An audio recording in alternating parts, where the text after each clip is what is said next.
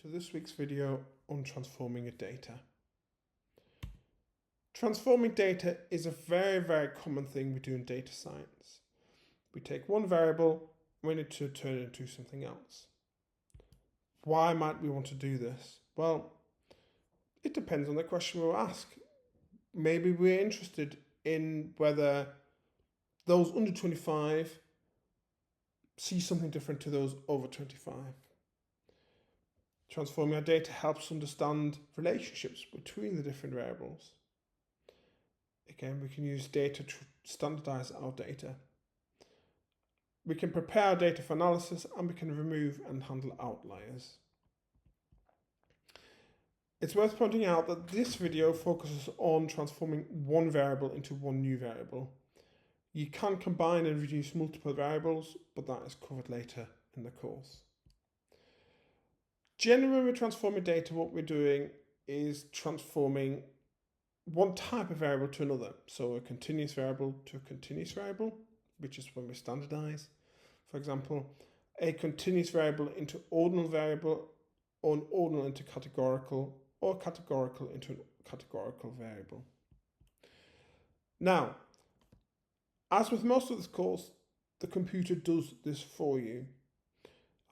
As you can see, there's 3 examples of how this might be done. Each of the programs you use will do it slightly different. Some are more complicated than others. For example, Python, you have to code it all out. Since you're moving SPSS, it's relatively simple to do a transformation. You will need to think about your specific new levels and then code it in the new program. Each program has a unique way of transforming data. Let's look at some examples. Here we've got the age category and whether somebody is worried about climate change. Let's transform this into worried about climate change and whether somebody is over and under 25. As you can see, the age variable now has 2 levels, somebody who's 25 and under and somebody who's 25 and over. With the climate change variable, we have a binary variable now that says somebody's worried about climate change or they are not worried about climate change. So what we've done is very simple transformations of 2 variables. Keep in mind when you're transforming variables what you want to achieve. Make sure that your categories are correct. So over 25 should not include people who are 25. And don't count variables twice. So if you have 25, don't count them in the under 25 category and the over 25 category, only count them once. Let's have a look. So again, we've transformed age to over 25 the correct way. But if you do it the incorrect, the last column, look at the 25 here, it's been categorized as over 25, when really it should be classed as 25 and under. So beware of those little tweaks, make sure you get that correct. Again, we can standardize variables. Let's say we have 2 assessments that we want to compare.